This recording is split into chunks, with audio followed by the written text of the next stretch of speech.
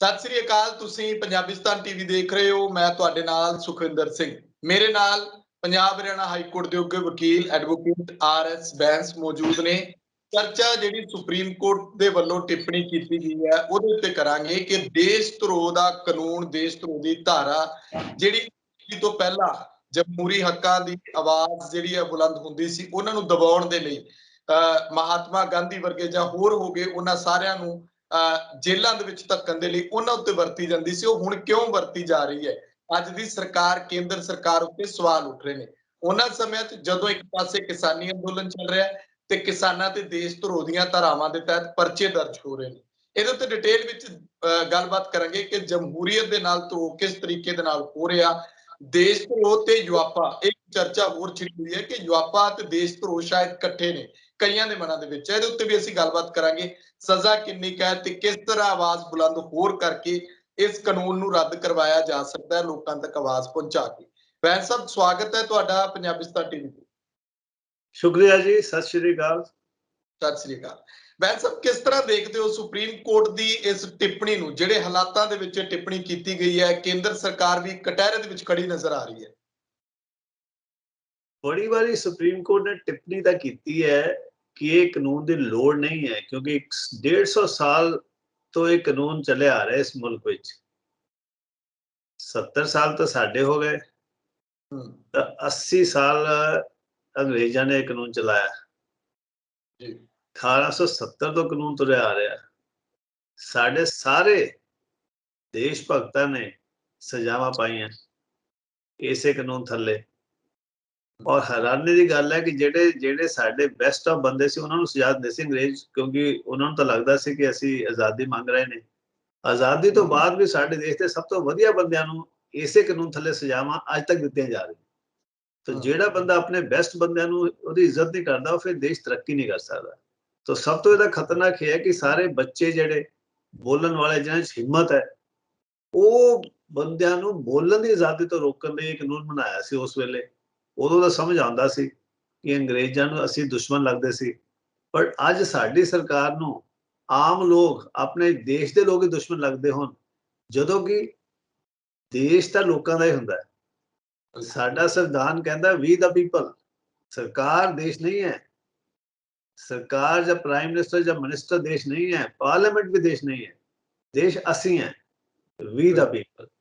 ਔਰ ਇਸ ਕਰਕੇ ਇਸ ਕਾਨੂੰਨ ਦੀ ਤਾਂ ਕੋਈ ਗੱਲ ਹੀ ਨਹੀਂ ਬਣਦੀ। ਇੱਕ ਪਾਸੇ ਸਾਡੇ ਕੋਲ ਅਸੀਂ ਕਹਿੰਦੇ ਹਾਂ ਕਿ ਅਸੀਂ ਆਜ਼ਾਦ ਮੁਲਕ ਹੈ, ਅਸੀਂ ਆਪਣੇ ਆਪ ਨੂੰ ਇੱਕ ਸੰਵਿਧਾਨ ਦਿੱਤਾ ਹੈ ਜਿਹਦੇ ਬੋਲਣ ਦੀ ਆਜ਼ਾਦੀ ਰਹੇਗੀ ਪੂਰੀ ਬਰਕਰਾਰ, ਕਿਉਂਕਿ ਬਿਨਾਂ ਬੋਲਣ ਦੀ ਆਜ਼ਾਦੀ ਤੋਂ ਬਾਅਦ ਜੇ ਤੁਸੀਂ ਬੋਲਣ ਦੀ ਆਜ਼ਾਦੀ ਬੰਦ ਕਰਦੇ ਹੋ ਤਾਂ ਫਿਰ ਦੂਸਰੇ ਤਰੀਕੇ ਨਾਲ ਜਿਹੜੀ ਚੇਂਜ ਆਉਂਦੀ ਹੈ ਉਹ ਵਾਇਲੈਂਸ ਨਾਲ ਆਉਂਦੀ ਹੈ, ਉਹ ਹਿੰਸਾ ਨਾਲ ਆਉਂਦੀ ਹੈ, ਉਹ ਕਿਰਪਾਨਾਂ ਨਾਲ ਆਉਂਦੀ ਹੈ, ਬੰਦੂਕਾਂ ਨਾਲ ਆਉਂਦੀ ਹੈ। ਉਸੇ ਗੱਲ ਨੂੰ ਖਤਮ ਕਰਨ ਲਈ ਤੁਸੀਂ ਕਿਹਾ ਕਿ ਬੋਲਣ ਦੀ ਆਜ਼ਾਦੀ ਦਿਓ ਤਾਂ ਕਿ ਬੋਲਣ ਨਾਲ ਹੀ ਬਦਲਾਵ ਆ ਸਕੇ, ਕਿਉਂਕਿ ਜਿਸ ਦਿਨ ਬੋਲਣ ਨਾਲ ਬਦਲਾਵ ਨਹੀਂ ਆਉਂਦਾ ਫਿਰ ਦੂਸਰਾ ਬਦਲਾਵ ਹਿੰਸਾ ਨਾਲ ਆਉਂਦਾ ਹੈ, ਵੈਪਨ ਨਾਲ ਆਉਂਦਾ, ਆਰਮ ਸਟਰਗਲ ਨਾਲ ਆਉਂਦਾ ਹੈ। ਇਸੇ ਲਈ ਲੋਕਤੰਤਰ ਦੇ ਵਿੱਚ ਬਾਕੀ ਜਿਹੜੇ ਰਾਜਤੰਤਰ ਹੈ ਉਹਨਾਂ ਵਿੱਚ ਫਰਕ ਹੈ ਕਿ ਜਦੋਂ ਆਪਾਂ ਲੋਕਾਂ ਦੇ ਰਾਜ ਨੂੰ ਕਹਿੰਦੇ ਆ ਤਾਂ ਘੱਟੋ ਘੱਟ ਬੋਲਣ ਦੀ ਆਜ਼ਾਦੀ ਫੰਡਾਮੈਂਟਲ ਹੈ, ਔਰ ਇਕੱਠੇ ਹੋਣ ਦੀ, ਬੋਲਣ ਦੀ ਔਰ ਇਕੱਠੇ ਹੋਣ ਦੀ ਆਜ਼ਾਦੀ ਬਿਨਾਂ ਹਥਿਆਰਾਂ ਤੋਂ।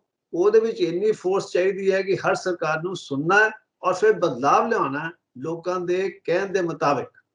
ਜਿਹੜੀ ਸਰਕਾਰ ਇਹਨਾਂ ਆਜ਼ਾਦੀਆਂ ਨੂੰ ਰੋਕ ਦਿੰਦੀ ਹੈ ਉਹ ਸਰਕਾਰ ਫਿਰ ਇੱਕ ਤਰ੍ਹਾਂ ਦਾ ਇਨਵਾਈਟ ਕਰਦੀ, ਇਨਵੀਟੇਸ਼ਨ ਦਿੰਦੀ ਹੈ, ਸੱਦਾ ਦਿੰਦੀ ਹੈ ਦੂਸਰੀ ਫੋਰਸਿਸ ਨੂੰ ਜਿਹੜੇ ਯਕੀਨ ਨਹੀਂ ਕਰਦੇ ਲੋਕਤੰਤਰ ਵਿੱਚ, ਜਿਹੜੇ ਯਕੀਨ ਕਰਦੇ ਨੇ ਬੰਦੂਕ ਵਿੱਚ, ਤਲਵਾਰ ਵਿੱਚ, ਹਿੰਸਾ ਵਿੱਚ। ਮਗਰ ਇਹ ਸੈਂਸਿਟੀਵਿਟੀ ਸਰਕਾਰ ਨੂੰ ਵੀ ਉਡਣੀ ਚਾਹੀਦੀ ਹੈ, ਲੋਕਾਂ ਵਿੱਚ ਤਾਂ ਹੈ ਹੀ ਹੈ, ਸਰਕਾਰ ਨੂੰ ਵੀ ਇੰਪੋਰਟੈਂਟ ਚਾਹੀਦੀ ਹੈ। ਜਿੱਦਾਂ ਹੁਣ ਅਸੀਂ ਅੱਜ ਕੱਲ੍ਹ ਦੇ ਮਾਹੌਲ ਵਿੱਚ ਦੇਖ ਰਹੇ ਹਾਂ, ਐਡਾ ਵੱਡਾ ਵਿਆਪਕ ਕਿਸਾਨ ਅੰਦੋਲਨ ਨੂੰ ਸਰਕਾਰ ਅਣਸੁਣੀ ਕਰ ਰਹੀ ਹੈ। ਇਹ ਸਾਡੇ ਯੰਗ ਬੰਦਿਆਂ ਵਿੱਚ ਇੱਕ ਭਾਵਨਾ ਪੈਦਾ ਕਰ ਰਹੀ ਹੈ ਕਿ ਜਿਹੜੀ ਸ਼ਾਂਤੀਪੂਰਵਕ ਪ੍ਰੋਟੈਸਟ ਹੈ ਉਹਦਾ ਕੋਈ ਫਾਇਦਾ ਨਹੀਂ। ਔਰ ਇਹ ਕਿੰਨੀ ਖਤਰਨਾਕ ਭਾਵਨਾ ਹੈ ਜਦੋਂ ਦੇਸ਼ ਦੇ ਲੋਕੀ ਸੋਚਣ ਲੱਗ ਪਣ ਕਿ ਸਾਡੀ ਸਰਕਾਰ ਬੋਲੀ ਹੋ ਚੁੱਕੀ ਹੈ, ਹੁਣ ਅਸੀਂ ਸ਼ਾਂਤੀਪੂਰਵਕ ਕੁਝ ਬਦਲਾਵ ਨਹੀਂ ਲਿਆ ਸਕਦੇ, ਕਿਸੇ ਸ਼ਾਂਤੀਪੂਰਵਕ ਪ੍ਰੋਟੈਸਟ ਨਾਲ ਕਿਸੇ ਕਾਨੂੰਨ ਨੂੰ ਵਾਪਸ ਨਹੀਂ ਕਰਾ ਸਕਦੇ। ਕਿੰਨੀ ਵੱਡੀ ਖਤਰਨਾਕ ਗੱਲ ਹੈ, ਦੇਸ਼ ਲਈ ਕਿੰਨਾ ਵੱਡਾ ਖਤਰਾ ਹੈ। ਬਿਲਕੁਲ। ਬੈਂਸ ਸਾਹਿਬ, ਇਹਦੇ ਵਿਚਾਲੇ ਹੋਰ ਵੀ ਹੈ ਨਾ ਕਿ ਸਿਰਸਾ ਦੇ ਵਿੱਚ ਜਿਸ ਤਰੀਕੇ ਨਾਲ ਪਰਚੇ ਕਿਸਾਨਾਂ ਤੇ ਦਰਜ ਕੀਤੇ ਗਏ, ਹੁਣ ਆਵਾਜ਼ ਜਿਹੜੀ ਆ ਹੋਰ ਉੱਚੀ ਹੋਊਗੀ ਕਿ ਦੇਸ਼ ਧਰੋਹੀ, ਉਹ ਕਿਸਾਨ ਦੇਸ਼ ਧਰੋਹੀ ਹੋ ਗਏ, ਉਹ ਲੋਕ ਦੇਸ਼ ਧਰੋਹੀ ਹੋ ਗਏ ਜਿਹੜੇ ਆਪਣੇ ਹੱਕਾਂ ਦੇ ਲਈ ਸੜਕਾਂ ਤੇ ਉਤਰ ਰਹੇ ਨੇ, ਜਿਨ੍ਹਾਂ ਨੂੰ ਤੁਸੀਂ ਡਾਂਗਾ ਵੀ ਮਾਰਦੇ ਹੋ, ਜਿਹੜੇ ਆਪਣੇ ਲੀਡਰਾਂ ਨੂੰ ਜਵਾਬਦੇਹ ਬਣਾ ਰਹੇ ਨੇ ਕਿ ਤੁਸੀਂ ਸਾਨੂੰ ਜਵਾਬ ਦਿਓ ਕਿ ਆਖਿਰਕਾਰ ਤੁਸੀਂ ਸਾਨੂੰ ਹਨੇਰੇ ਵਿੱਚ ਕਿਉਂ ਧੱਕ ਰਹੇ ਹੋ। ਬਿਲਕੁਲ, ਜੇ ਅਸੀਂ ਦੇਖੋ ਜਦੋਂ ਸਰਕਾਰ ਨੂੰ ਆਪਣੇ ਮੁਲਕ ਦੇ ਲੋਕ ਦੁਸ਼ਮਣ ਲੱਗਣ ਲੱਗ ਪੈਣ ਤਾਂ ਇਹਦਾ ਮਤਲਬ ਸਰਕਾਰ ਧਰੋਹ ਕਰ ਰਹੀ ਹੈ ਲੋਕਾਂ ਨਾਲ। ਇਹ ਰਾਜ ਧਰੋਹ ਨਹੀਂ ਹੈ, ਲੋਕ ਧਰੋਹ ਹੈ। ਜਦੋਂ ਸਰਕਾਰ ਨੂੰ ਬੰਦੇ ਦੁਸ਼ਮਣ ਲੱਗਣ, ਆਪਣੇ ਲੋਕ ਹੀ ਦੁਸ਼ਮਣ ਲੱਗਣ ਲੱਗ ਪੈਣ ਤਾਂ ਫਿਰ ਸਰਕਾਰ ਗਲਤ ਹੈ, ਨਾ ਕਿ ਦੇਸ਼ ਦੇ ਲੋਕ ਗਲਤ ਹੈ, ਕਿਉਂਕਿ ਦੇਸ਼ ਤਾਂ ਲੋਕਾਂ ਦਾ ਹੈ। ਦੇਸ਼ ਦਾ ਮਤਲਬ ਹੀ ਕੱਲੀ ਟੈਰੀਟਰੀ ਨਹੀਂ ਹੁੰਦੀ, ਦੇਸ਼ ਦਾ ਮਤਲਬ ਹੁੰਦਾ ਲੋਕ। ਅੱਜ ਚੀਫ ਜਸਟਿਸ ਨੇ ਥੋੜੇ ਦਿਨ ਪਹਿਲਾਂ ਕਿਹਾ ਸੀ ਕਿ territory is not the country. ਦੇਸ਼ ਦੀ ਜਿਹੜਾ ਖੇਤਰਫਲ ਹੈ ਉਹ ਦੇਸ਼ ਨਹੀਂ ਹੈ, ਉਹ ਵੱਧਦਾ ਰਹਿੰਦਾ, ਘਟਦਾ ਰਹਿੰਦਾ। ਜਿਹੜੇ ਲੋਕ ਹੈ ਉਹ ਇਕੱਠੇ ਹੋ ਕੇ ਇੱਕ ਦੇਸ਼ ਦਾ ਨਿਰਮਾਣ ਕਰਦੇ ਨੇ, ਔਰ ਇਸ ਲਈ ਅਸੀਂ ਕਿਹਾ ਵੀ ਦਾ ਪੀਪਲ। ਅਸੀਂ ਇਹ ਨਹੀਂ ਕਿਹਾ ਵੀ ਦਾ ਟੈਰੀਟਰੀ ਆਫ ਇੰਡੀਆ। ਅਸੀਂ ਕਿਹਾ ਸੀ ਅਸੀਂ ਇਸ ਦੇਸ਼ ਦੇ ਲੋਕਾਂ ਨੇ ਇਕੱਠੇ ਹੋ ਕੇ ਫੈਸਲਾ ਲਿਆ ਕਿ ਆਪਣੇ ਆਪ ਨੂੰ ਇੱਕ ਸੰਵਿਧਾਨ ਦੇਵਾਂਗੇ ਜਿੱਥੇ ਇਨਸਾਫ ਹੋਏਗਾ, ਜਿੱਥੇ ਬਰਾਬਰੀ ਹੋਏਗੀ, ਜਿੱਥੇ ਮੈਤਰੀ ਭਾਵ ਹੋਏਗਾ, ਦੋਸਤੀ ਹੋਏਗੀ, ਔਰ ਫਿਰ ਇੱਕ ਪ੍ਰੋਸਪਰਸ ਖੁਸ਼ਹਾਲ ਦੇਸ਼ ਬਣਾਵਾਂਗੇ। ਬਿਲਕੁਲ, ਪਰ ਬੈਂਸ ਸਾਹਿਬ, ਸੁਪਰੀਮ ਕੋਰਟ ਦੀਆਂ ਮੌਕੇ ਬੇਮੌਕੇ ਦੇ ਉੱਤੇ ਟਿੱਪਣੀਆਂ ਤਾਂ ਹੁੰਦੀਆਂ ਰਹਿੰਦੀਆਂ, ਪਰ ਉਹਨਾਂ ਟਿੱਪਣੀਆਂ ਨੂੰ ਅਮਲੀ ਜਾਮਾ ਕਿਉਂ ਨਹੀਂ ਪਹਿਨਾਇਆ ਜਾਂਦਾ? ਹੁਣ ਜੇ ਦੇਸ਼ ਧਰੋਹ ਦੇ ਕਾਨੂੰਨ ਦੀ ਗੱਲ ਕੀਤੀ ਹੈ, ਕੇਂਦਰ ਨਹੀਂ ਖਤਮ ਕਰਦੀ, ਕੀ ਸੁਪਰੀਮ ਕੋਰਟ ਕੋਲ ਕੋਈ ਅਧਿਕਾਰ ਹੈ ਕਿ ਇਸ ਕਾਨੂੰਨ ਨੂੰ ਇਸ ਢੰਗ ਨਾਲ ਖਤਮ ਕੀਤਾ ਜਾ ਸਕਦਾ? ਪੂਰਾ ਅਧਿਕਾਰ ਹੈ। ਜਦੋਂ ਤੁਸੀਂ ਸੰਵਿਧਾਨ ਵਿੱਚ ਮੌਲਿਕ ਅਧਿਕਾਰ ਬੋਲਣ ਦਾ ਹੱਕ ਦੇਤਾ ਤਾਂ ਫਿਰ ਇਹੋ ਜਿਹੇ ਕਾਨੂੰਨ ਰਹਿਣੇ ਕਿਦਨ ਚਾਹੀਦੇ ਸੀ, ਤਾਂ ਉਸ ਦਿਨ ਹੀ ਖਤਮ ਕਰ ਦੇਣੇ ਚਾਹੀਦੇ ਸੀ। ਜਿੱਦਣ ਅਸੀਂ 1950 ਵਿੱਚ 26 ਜਨਵਰੀ ਨੂੰ ਇਹ ਸੰਵਿਧਾਨ ਅਡਾਪਟ ਕੀਤਾ, ਲਾਗੂ ਕੀਤਾ, ਉਸ ਦਿਨ ਹੀ ਇਦਾਂ ਦੇ ਕਾਨੂੰਨਾਂ ਨੂੰ ਖਤਮ ਕਰ ਦੇਣਾ ਚਾਹੀਦਾ ਸੀ।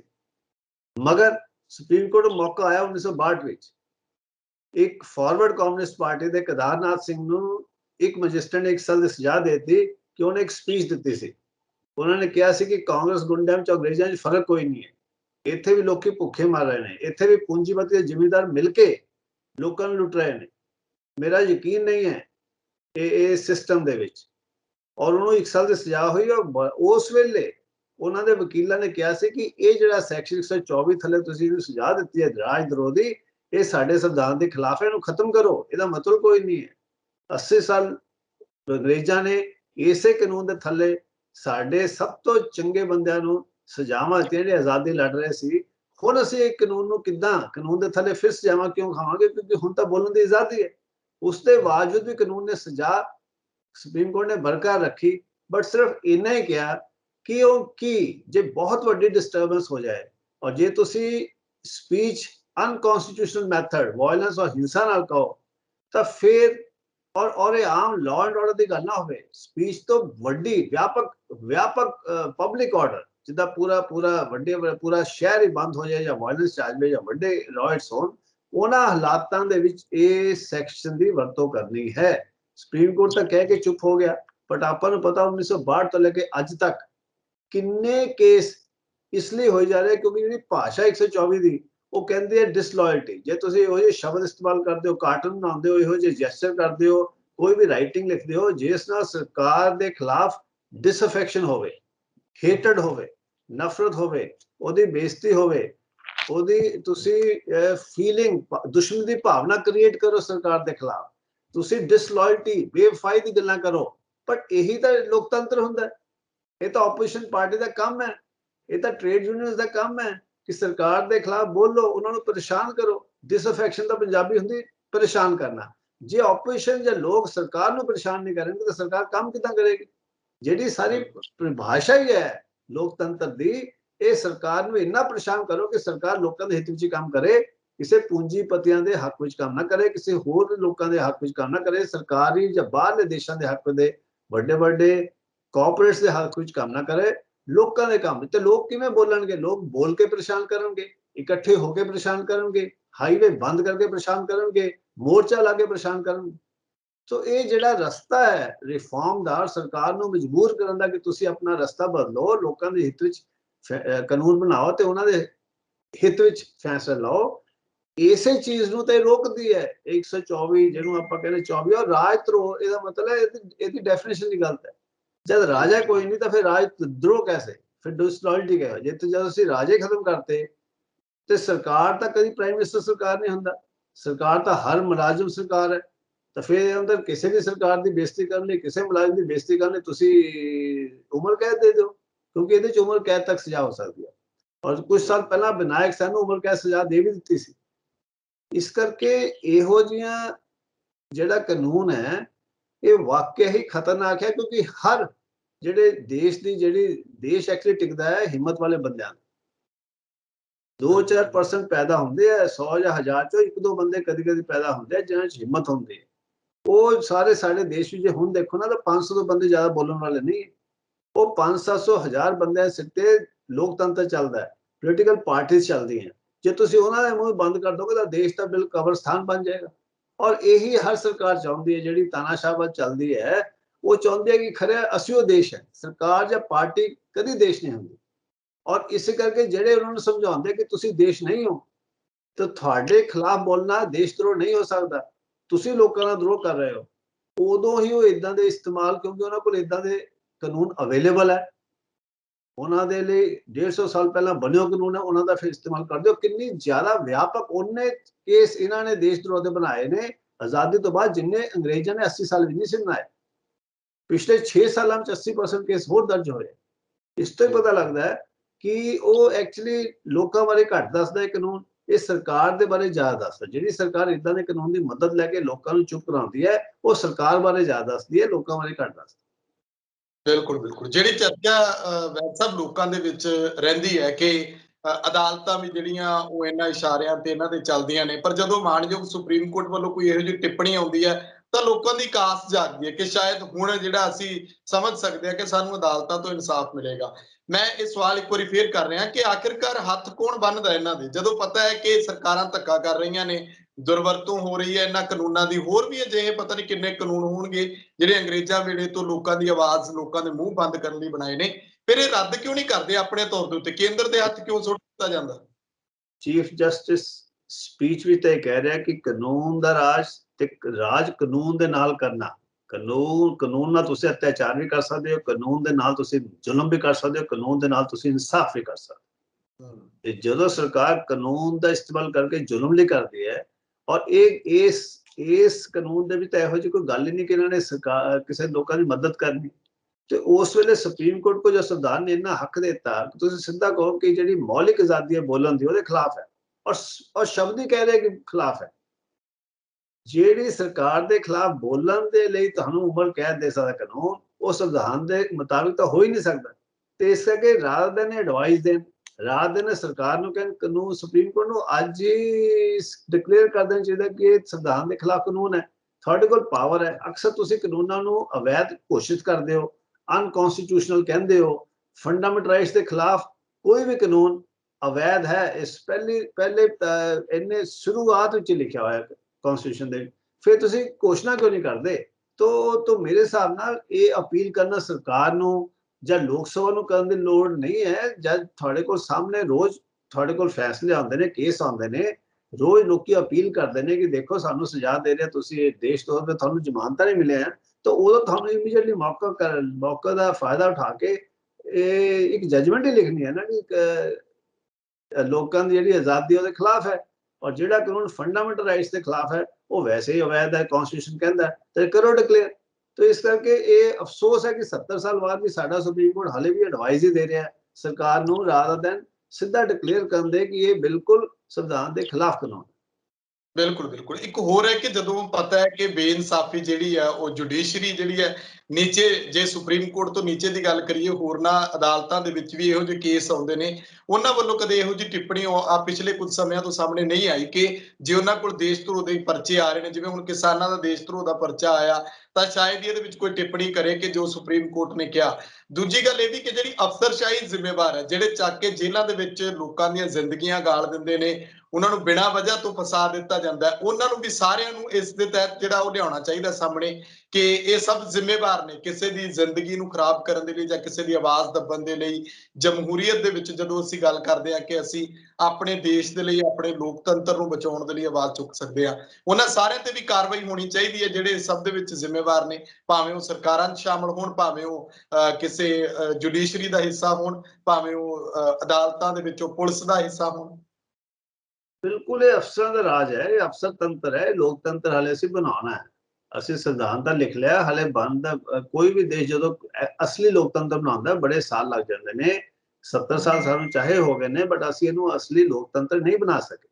ਹਾਲੇ ਅਸੀਂ ਅਫਸਰਾਂ ਦੇ ਖਿਲਾਫ ਕੇਸ ਦਰਜ ਕਰਾਉਣ ਜੋਗੇ ਹੋਏ ਹਾਂ, ਕਿਤੇ ਕਿਤੇ ਸਜ਼ਾ ਹੋ ਜਾਂਦੀ ਹੈ, ਬਟ ਅਸੀਂ ਅਕਸਰ ਇਹ ਹਾਲੇ ਤੱਕ ਵੀ ਅਫਸਰਾਂ ਦੇ ਸਿਰ ਤੇ ਚੱਲਣ ਵਾਲੀ ਹਕੂਮਤ ਹੈ।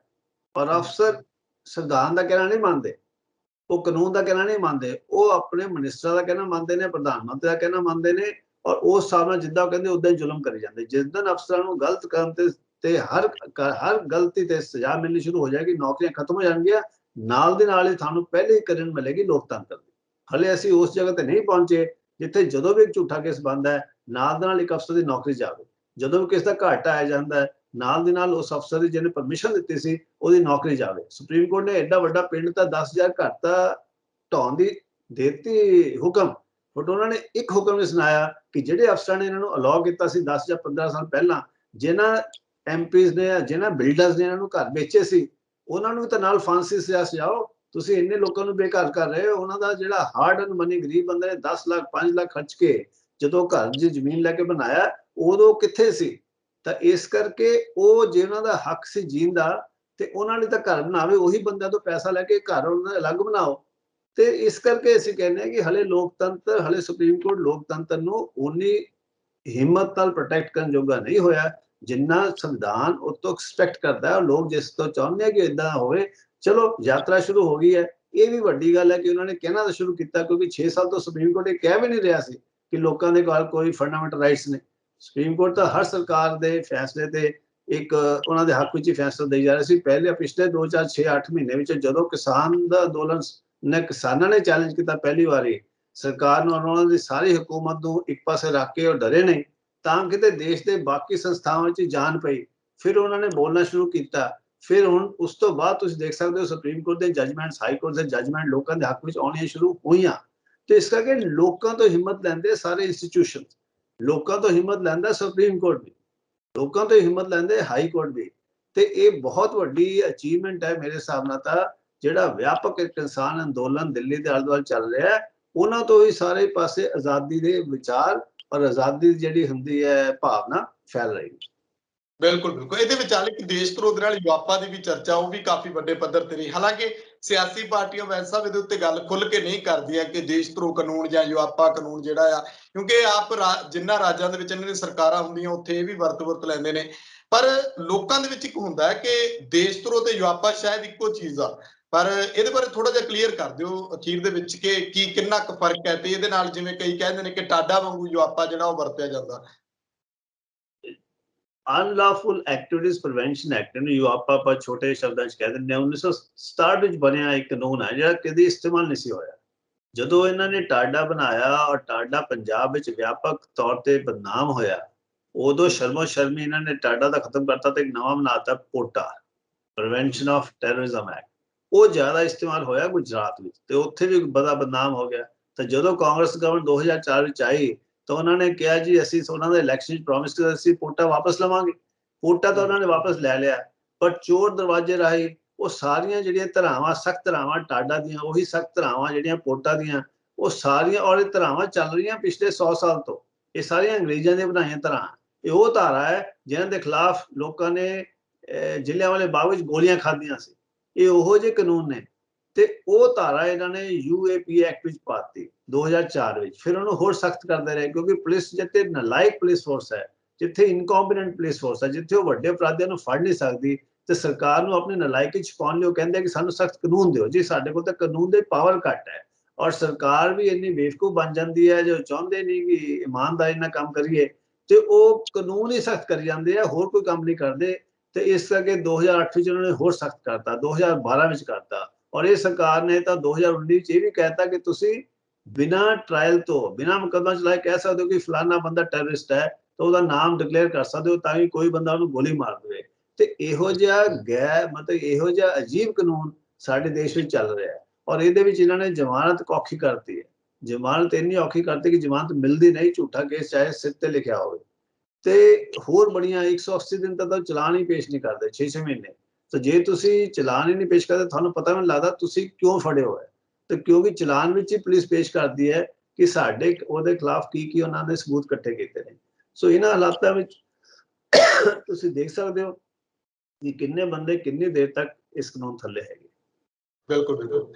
ਬੈਂਸ ਸਾਹਿਬ ਇਹ ਦੱਸਿਓ ਕਿ ਹੁਣ ਇਹਨੂੰ ਸਾਰੇ ਨੂੰ ਦੇਖ ਕੇ ਇੱਕ ਨਿਚੋੜ ਜਿਹੜੇ ਵਿਦਵਾਨ ਕੱਢਦੇ ਨੇ ਕਿ ਇਹਨੂੰ ਅੱਗੇ ਵਧਾਉਣ ਦੀ ਲੋੜ ਹੈ। ਜੇ ਸੁਪਰੀਮ ਕੋਰਟ ਨੇ ਟਿੱਪਣੀ ਕਰ ਦਿੱਤੀ ਤਾਂ ਲੋਕਾਂ ਦੇ ਵਿੱਚ ਜਾ ਕੇ ਇੱਕ ਜਾਗਰੂਕਤਾ ਫੈਲਣੀ ਚਾਹੀਦੀ ਆ, ਲੋਕ ਅੱਗੇ ਆਉਣ, ਆਵਾਜ਼ ਬੁਲੰਦ ਕਰਨ ਕਿ ਇਹੋ ਜਿਹੇ ਕਾਨੂੰਨ ਜਿਹੜੇ ਨੇ ਉਹ ਰੱਦ ਹੋਣੇ ਚਾਹੀਦੇ ਨੇ ਜਿਹਦੇ ਨਾਲ ਲੋਕਾਂ ਦੀਆਂ ਆਵਾਜ਼ ਬੁਲੰਦ ਕਰਨ ਦੀ ਕੋਸ਼ਿਸ਼ ਹੁੰਦੀ ਹੈ। ਇਹ ਕਿਸ ਤਰ੍ਹਾਂ ਹੋ ਸਕਦਾ, ਕਿਸ ਤਰ੍ਹਾਂ ਇਹਨਾਂ ਦਾ ਮੋੜਾ ਪਾਇਆ ਜਾ ਸਕਦਾ ਇਹਨਾਂ ਨੂੰ? ਹਰ ਇਲੈਕਸ਼ਨ ਵਿੱਚ ਮੁੱਦਾ ਤਾਂ ਬਣੇ, ਹਰ ਇਲੈਕਸ਼ਨ ਜਦੋਂ ਉਹਨਾਂ ਨੂੰ ਨੁਕਸਾਨ ਹੁੰਦਾ ਇਲੈਕਸ਼ਨਾਂ ਵਿੱਚ ਤਾਂ ਕਿਤੇ ਸਰਕਾਰ ਤੇ ਸਿਰ ਤੇ ਥੋੜੀ ਜਿਹੀ ਜੂੰ ਰੇਂਗਦੀ ਹੈ ਤਾਂ ਉਹਨਾਂ ਨੂੰ ਫਰਕ ਪੈਂਦਾ। ਤੋ ਹਰ ਇਲੈਕਸ਼ਨ ਵਿੱਚ ਮੁੱਦਾ ਬਣਾਉਣਾ ਚਾਹੀਦਾ ਇਲੈਕਸ਼ਨ ਹਰ ਦੂਜੀ ਪਾਰਟੀ ਨੂੰ, ਜੇ ਪਾਰਟੀ ਨਹੀਂ ਤਾਂ ਦੂਜੇ ਬੰਦਿਆਂ ਨੂੰ ਜਿਹੜੇ ਇਲੈਕਸ਼ਨ ਲੜਦੇ ਨੇ, ਕਿਉਂਕਿ ਜਦੋਂ ਉਹਨਾਂ ਨੂੰ ਕੋਈ ਚੀਜ਼ ਪੋਲੀਟੀਕਲੀ ਨੁਕਸਾਨ ਕਰਦੀ ਹੈ ਫਿਰ ਕਿਤੇ ਆਪਣੀਆਂ ਪਾਲਿਸੀਜ਼ ਬਦਲਦੇ ਨੇ।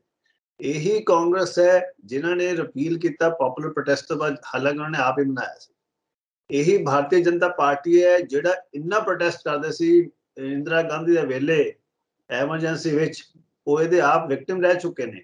ਬਟ ਇੰਨੀ ਜਲਦੀ ਭੁੱਲ ਜਾਂਦੇ ਕਿ ਜਿਸ ਕਾਨੂੰਨ ਦੇ ਥੱਲੇ, ਇਹੋ ਜਿਹੇ ਕਾਨੂੰਨ ਦੇ ਥੱਲੇ ਜੋ ਆਪ ਸਜ਼ਾਵਾਂ ਭੁਗਤ ਰਹੇ ਨੇ, ਭਾਰਤੀ ਜਨਤਾ ਪਾਰਟੀ ਤੋਂ ਪਹਿਲਾਂ ਸਾਰੇ ਇਕੱਠੇ ਸੀ, ਸਾਰੇ ਆਪੋਜੀਸ਼ਨ ਪਾਰਟੀ ਇੱਕੋ ਜਿਹੜੀ, ਤਾਂ ਉਹਨਾਂ ਨੇ ਜਨਤਾ ਪਾਰਟੀ ਬਣਾਈ ਸੀ ਕਿ ਵੀ ਇਸ ਸਰਕਾਰ ਨੂੰ ਕਿਸ ਤਰ੍ਹਾਂ ਬਾਹਰ ਕੱਢੀ, ਆਪਾਂ ਆਪਣੇ ਡਿਫਰੈਂਸ ਬਾਅਦ ਕਰ ਲਾਂਗੇ। ਤੇ ਜਿਹੜੇ ਆਪ ਵਿਕਟਿਮ ਰਹਿ ਚੁੱਕੇ ਨੇ ਸਾਰੇ ਲੀਡਰ, ਲਾਲੂ ਪ੍ਰਸਾਦ ਯਾਦਵ ਤੋਂ ਲੈ ਕੇ ਮੁਲਾਇਮ ਸਿੰਘ ਯਾਦਵ ਤੱਕ, ਸਾਰੇ ਹੀ ਇਸ ਕਾਨੂੰਨ ਥੱਲੇ, ਇਹਨਾਂ ਕਾਨੂੰਨਾਂ ਥੱਲੇ ਭੁਗਤ ਚੁੱਕੇ ਨੇ ਇਹਨਾਂ ਦੀ ਜਿਹੜੀ ਸਜ਼ਾ। ਉਸ ਦੇ ਬਾਵਜੂਦ ਵੀ ਜਦੋਂ ਇਹ ਆਪ ਚੀਫ ਮਿਨਿਸਟਰ ਬਣ ਜਾਂਦੇ ਨੇ, ਜਦੋਂ ਆਪ ਪਾਵਰ 'ਚ ਆ ਜਾਂਦੇ ਨੇ, ਤਾਂ ਫਿਰ ਵੀ ਲੋਕਾਂ ਨੂੰ ਲੁੱਟਣ ਲਈ, ਮੇਰੇ ਸਾਹਮਣੇ ਦਾ ਲੁੱਟਣ ਲਈ ਔਰ ਆਪਣੇ ਜਿਹੜੇ ਹੈਗੇ ਆਪੋਜੀਸ਼ਨ ਨੂੰ ਉਹਨਾਂ ਨੂੰ ਚੁੱਪ ਕਰਾਉਣ ਲਈ ਇਹਨਾਂ ਕਾਨੂੰਨਾਂ ਦਾ ਸਹਾਰਾ ਲੈਂਦੇ ਨੇ। तो इस करके ये तो जब तक हर पिंड में मुद्दा नहीं बनेगा कि कोई कैंडीडेट ਜਿਹੜਾ ਇਹਨਾਂ ਦੇ ਖਿਲਾਫ ਨਹੀਂ ਬੋਲਦਾ ਉਹਨੂੰ ਜਿੱਤਣੇ ਦੇਣਾ, ਤਾਂ ਕਿਤੇ ਕਾਨੂੰਨ ਬਦਲਣਗੇ। ਬੜੇ ਮਾਹੌਲ ਨਾਲ ਬਦਲਦੇ ਹੈ, ਹਰ ਸਰਕਾਰ ਸਮਝ ਜਾਂਦੀ ਹੈ ਜਦੋਂ ਲੱਗੇ ਕਿ ਹੁਣ ਕਾਨੂੰਨ ਬੜਾ ਬਦਨਾਮ ਹੋ ਗਿਆ ਤੇ ਉਹਨੂੰ ਛੱਡ ਦਿੰਦੀ ਹੈ। ਜੀ ਸ਼ੁਕਰੀਆ ਬੈਂਸ ਸਾਹਿਬ, ਬਹੁਤ ਬਹੁਤ ਧੰਨਵਾਦ ਸਾਨੂੰ ਸਮਾਂ ਦੇਣ ਲਈ। ਸ਼ੁਕਰੀਆ। ਸੋ ਸੁਪਰੀਮ ਕੋਰਟ ਵੱਲੋਂ ਜੋ ਤਾਜ਼ਾ ਟਿੱਪਣੀ ਕੀਤੀ ਗਈ ਸੀ ਉਹਦੇ ਉੱਤੇ ਅਸੀਂ ਚਰਚਾ ਕੀਤੀ ਹੈ ਕਿ ਦੇਸ਼ ਧਰੋਹ ਦੇ ਕਾਨੂੰਨ ਨੂੰ ਰੱਦ ਕਿਉਂ ਨਹੀਂ ਕੀਤਾ ਜਾਂਦਾ, ਪਰ ਸੁਪਰੀਮ ਕੋਰਟ ਦੇ ਹੱਥ ਕਿੱਥੇ ਬੰਨੇ ਨੇ, ਕੇਂਦਰ ਸਰਕਾਰਾਂ ਕਿਸ ਤਰ੍ਹਾਂ ਦੁਰਵਰਤੋਂ ਕਰਦੀਆਂ, ਸਰਕਾਰਾਂ 'ਚ ਰਹਿੰਦੇ ਲੋਕ ਕਿੱਦਾਂ ਦੁਰਵਰਤੋਂ ਕਰਦੇ ਨੇ, ਸਭ ਦੇ ਉੱਤੇ ਚਰਚਾ ਕੀਤੀ ਹੈ। ਇਸ ਨੂੰ ਹੋਰ ਅੱਗੇ ਵਧਾਉਣ ਦੀ ਲੋੜ ਹੈ, ਇਸ ਚਰਚਾ ਨੂੰ, ਤਾਂ ਕਿ ਪੂਰਾ ਖੁੱਲ ਕੇ ਲੋਕਾਂ ਦੇ ਤੱਕ ਇਹ ਗੱਲਬਾਤ ਪਹੁੰਚੇ ਕਿ ਆਖਿਰਕਾਰ ਕਿਸ ਤਰੀਕੇ ਦੇ ਨਾਲ ਉਹਨਾਂ ਦੇ ਹੱਕਾਂ ਨੂੰ, ਉਹਨਾਂ ਦੀ ਆਵਾਜ਼ ਨੂੰ ਜਿਹੜਾ ਉਹ ਬੰਦ ਕੀਤਾ ਜਾਂਦਾ ਆ। ਤੁਸੀਂ ਆਪਣੇ ਵਿਚਾਰ ਕਮੈਂਟ ਜ਼ਰੂਰ ਕਰਿਓ। ਪੰਜਾਬਿਸਤਾਨ ਟੀਵੀ ਨੂੰ ਸਬਸਕ੍ਰਾਈਬ ਕਰੋ। ਮੈਨੂੰ ਇਜਾਜ਼ਤ ਦਿਓ। ਧੰਨਵਾਦ।